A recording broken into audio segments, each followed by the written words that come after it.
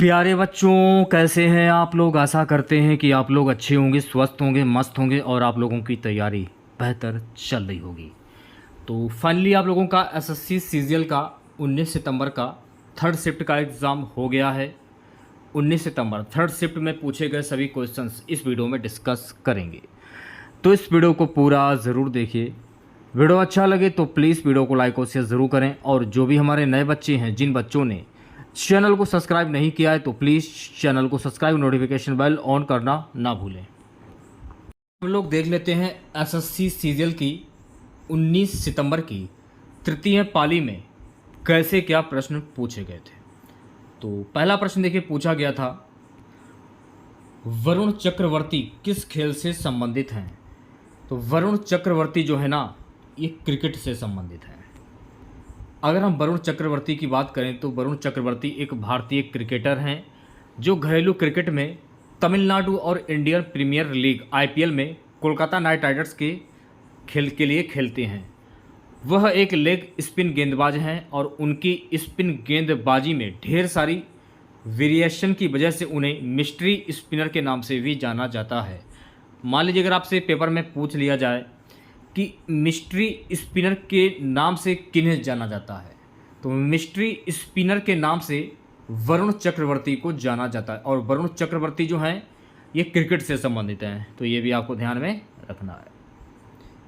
एक क्वेश्चन देखिए, पूछा गया था कि प्लासी बक्सर का युद्ध कब हुआ था। अब इसमें ये नहीं कन्फर्म हो पा रहा है कि प्लासी का युद्ध पूछा गया था या बक्सर का युद्ध पूछा गया। देखिए, प्लासी का जो युद्ध हुआ था 1757 में हुआ था और बक्सर का जो युद्ध हुआ था 1764 में हुआ था। सबसे पहले हम बात कर लेते हैं प्लासी के युद्ध की।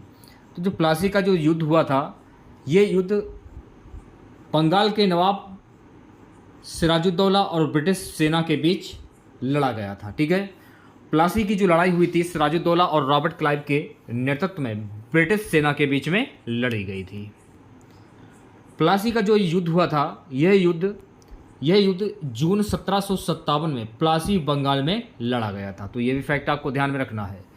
इस लड़ाई ने भारत में ब्रिटिश साम्राज्य की नींव रखी। अब बात कर लेते हैं बक्सर के युद्ध की।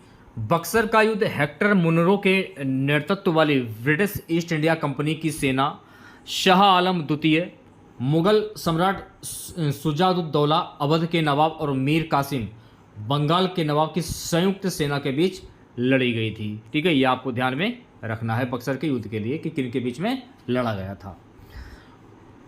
पानीपत की कुछ महत्वपूर्ण युद्ध है, उनके बारे में जान लीजिए। जैसे कि पानीपत की जो पहली लड़ाई हुई थी 21 अप्रैल 1526 ईस्वी को हुई थी। किन के बीच में हुई थी? तो पानीपत की जो पहली लड़ाई हुई थी बाबर बनाम लोदी के बीच में हुई थी और इसमें बाबर की जीत हुई थी। पानीपत की जो दूसरी लड़ाई हुई थी 5 नवंबर 1556 को, कब हुई थी? 5 नवंबर 1556। किन के बीच में हुई थी? हेमू बनाम अकबर के बीच में, और इस लड़ाई में अकबर की जीत हुई थी। ठीक है, पानीपत की जो तीसरी लड़ाई हुई थी ये कब हुई थी? तो पानीपत की तीसरी लड़ाई 14 जनवरी 1761 को हुई थी, अब्दाली बनाम मराठा, और इसमें अब्दाली की जीत हुई थी। तो ये सारे फैक्ट आपको जो हैं ध्यान में रखने हैं। अगर आप लोगों को वीडियो अच्छा लगे तो प्लीज़ वीडियो को लाइक कीजिएगा। यार क्या कर रहे हो आप लोग, आपका एक लाइक हमें बहुत ही ज़्यादा मोटिवेट करता है। तो आप लोग वीडियो को लाइक कीजिए और सेशन को शेयर कीजिएगा आप लोगों के बाद। ठीक है, अगला प्रश्न देखिए, पूछा गया था राष्ट्रीय आपातकाल किस अनुच्छेद से लगा सकता है। देखिए, राष्ट्रपति जो है ना, ये अनुच्छेद 352 के अनुच्छेद से लग सकता है। तो अनुच्छेद 352 आपका सही आंसर हो जाएगा। अब कुछ महत्वपूर्ण अनुच्छेद है, जैसे कि अनुच्छेद 352 जो है ना, इसमें राष्ट्रपति को राष्ट्रीय आपातकाल लगाने का अधिकार देता है। इसे युद्ध, बाहरी आक्रमण या सशस्त्र विद्रोह के आधार पर लगाया जा सकता है। राष्ट्रीय आपातकाल तब ही लगाया जा सकता है जब पूरा कैबिनेट राष्ट्रपति को लिखित में प्रस्ताव दे। ठीक है, किस अनुच्छेद के तहत राष्ट्रपति भारत में राष्ट्रपति शासन घोषित कर सकते हैं। ठीक है, अब देखिए कुछ जो महत्वपूर्ण जो अनुच्छेद हैं उनके बारे में और जान लीजिए आप लोग। जैसे कि अनुच्छेद 352 के तहत पहली बार राष्ट्रीय आपातकाल 1962 से 68 में घोषित किया गया था। हमारे संविधान के अनुच्छेद 352 में राष्ट्रीय आपातकाल का प्रावधान है। अनुच्छेद 356 में क्या है? तो अनुच्छेद 356 में एक राज्य में राष्ट्रपति शासन से संबंधित है, अनुच्छेद 356 में। अच्छा, अनुच्छेद 360 ये किससे संबंधित है? वित्तीय आपातकाल से। ठीक है। अनुच्छेद 370 किससे संबंधित है? अनुच्छेद 370 को समाप्त कर दिया गया। पहले यह जम्मू कश्मीर और कश्मीर को विशेष दर्जा देता था। तो ये सारे फैक्ट आपको ध्यान में रखने हैं। अगर आपको इसकी पीडीएफ चाहिए तो आप हमारा टेलीग्राम चैनल जो है उसे ज्वाइन कर लीजिए, लिंक आपको वीडियो के डिस्क्रिप्शन में मिल जाएगा। और व्हाट्सएप ग्रुप को ज्वाइन करना ना भूलें, क्योंकि आने वाले दिनों में टेलीग्राम जो है वो प्ले स्टोर से हटा दिया जाएगा। इसीलिए मैं आपको बोल रहा हूँ कि व्हाट्सएप ग्रुप जरूर ज्वाइन करें आप लोग। अगला प्रश्न, सरधना पशु उत्सव कहाँ मनाया जाता है? तो सरधना पशु उत्सव यह जो है ना उत्तर प्रदेश में मनाया जाता है। ठीक है। सबसे पहले हम बात करेंगे वाणेश्वर महोत्सव की। तो देखिए, वाणेश्वर महोत्सव ये माही और सोम नदियों के संगम पर मनाया जाता है। अगर आपसे पेपर में प्रश्न पूछ लिया जाए कि वाणेश्वर महोत्सव ये किन नदियों के संगम पर मनाया जाता है, तो ये माही और सोम नदियों के संगम पर मनाया जाता है। बौथा मेला की अगर हम बात करें तो बौथा मेला ये गुजरात का पशु व्यापार उत्सव है। एक है बेहदीन खलम उत्सव, ये किस राज्य में मनाया जाता है? तो बेहदीन खलम उत्सव जो है ना ये मेघालय राज्य में मनाया जाता है। अच्छा, दादरी का पशु मेला ये कहाँ पर मनाया जाता है? तो दादरी का जो पशु मेला जो है ना ये बलिया में मनाया जाता है। तो ये भी आपको ध्यान में रखना है। सरुल उत्सव ये मुख्य रूप से झारखंड के जनजातीय समुदाय के से संबंधित है। तो ये भी फैक्ट आपको ध्यान में रखना है। तो जो भी फैक्ट मैं आपको बता रहा हूँ इन फैक्ट को अच्छे से देखते चलिए।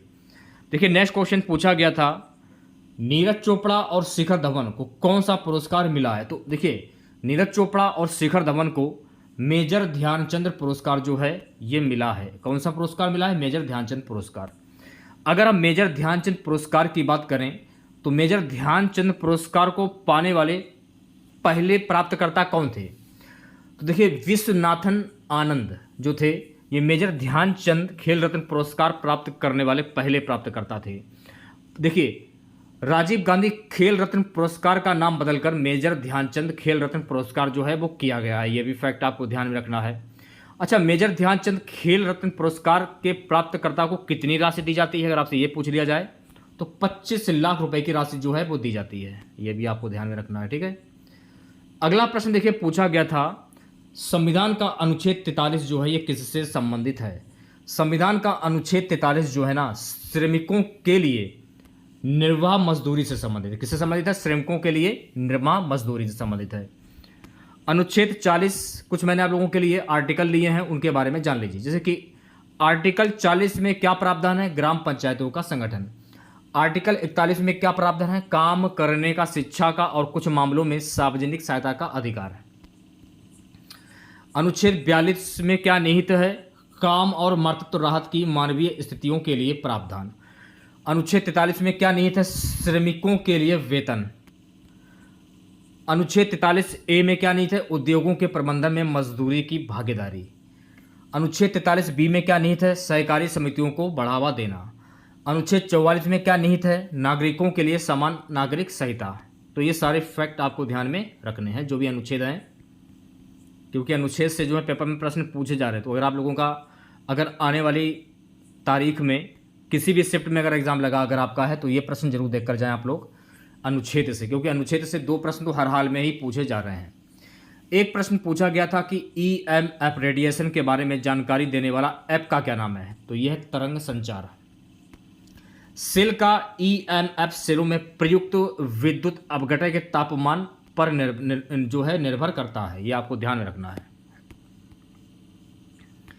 EMF का सटीक मापन विभवमापी का उपयोग करके प्राप्त किया जा सकता है। ठीक है।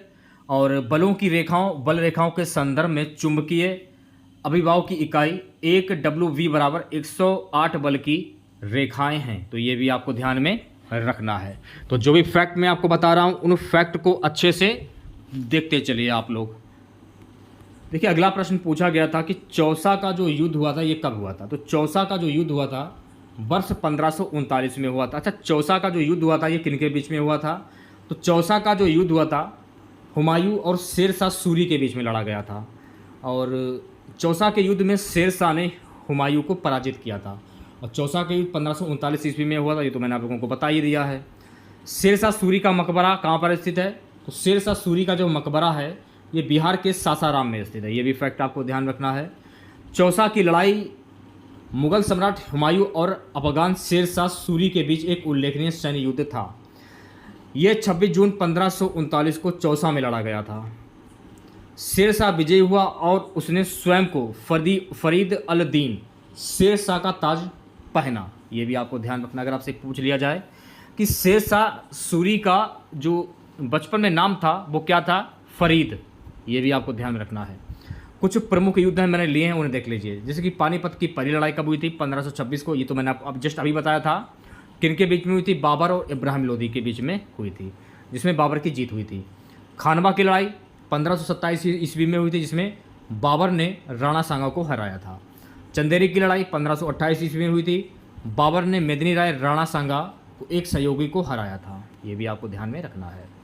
घाघरा का युद्ध कब हुआ था? 1529 में हुआ था। बाबर ने महमूद लोदी और सुल्तान नुसरत शाह को हराया था।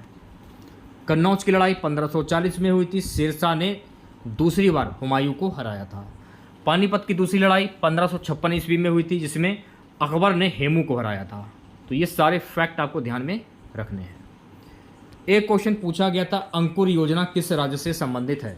तो मेरे प्यारे साथियों, अंकुर योजना जो है ना, ये मध्य प्रदेश राज्य से संबंधित है। मध्य प्रदेश द्वारा अंकुर योजना वृक्षारोपण उद्देश्य के लिए शुरू की गई थी। और ये योजना किसके द्वारा शुरू की गई? तो ये योजना भूतपूर्व मुख्यमंत्री मध्य प्रदेश के जो थे शिवराज सिंह चौहान, उनके द्वारा ये योजना शुरू की गई थी। एक क्वेश्चन देखिए पूछा गया था, एशियन गेम्स भारत में कब हुए? तो एशियन गेम्स भारत में वर्ष 1951 ईस्वी में हुए थे। भारत में पहले एशियाई खेलों का आयोजन 1951 में किया गया था।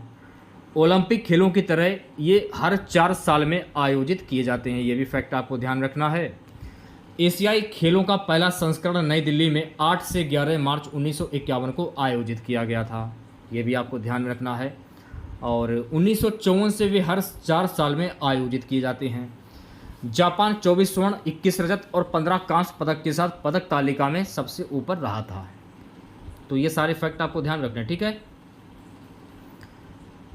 एक क्वेश्चन पूछा गया था कि लिविंग फिशर का सिद्धांत क्या है, इसके बारे में जान लेते हैं। फिशर ने कहा कि जब लोग मौजूदा आय में से बचत करते हैं और फिर बचत का उपयोग पूंजीगत वस्तुओं में निवेश करने के लिए करते हैं जो बाद में आय प्रदान करती है, तो उन्हें उस आय पर कर लगाया जाता है, जिसका उपयोग उन्होंने पूंजीगत वस्तुओं को खरीदने के लिए किया था और फिर बाद में पूंजी द्वारा उत्पन्न आय पर कर लगाया था, ठीक है। तो अगर आप लोगों को वीडियो अच्छा लगा हो तो प्लीज़ वीडियो को लाइक कीजिएगा, शेयर कीजिएगा। चैनल पर नए हैं, जिन लोगों ने अभी तक चैनल को सब्सक्राइब नहीं किया है तो प्लीज़ चैनल को जरूर सब्सक्राइब करें और हमारा टेलीग्राम चैनल है उसे जरूर ज्वाइन करें आप लोग, लिंक आपको वीडियो के डिस्क्रिप्शन में मिल जाएगा। अगर आप लोगों ने हमारा व्हाट्सएप ग्रुप ज्वाइन नहीं किया तो व्हाट्सएप ग्रुप भी ज्वाइन करें, लिंक आपको वीडियो के डिस्क्रिप्शन में मिल जाएगा। तो मिलते हैं नेक्स्ट वीडियो के साथ। जय हिंद, जय भारत।